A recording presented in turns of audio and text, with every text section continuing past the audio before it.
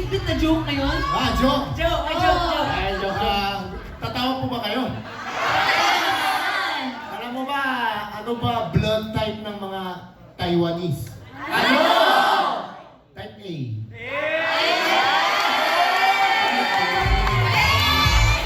Isa! Ano people starting ovation? Anong parte ng lechon ang healthy? Ano? Apple. Kuya, alam mo may isang natawa sa'yo. Sino? Sa likod si siya! Tawan-tawa siya. Okay ba siya?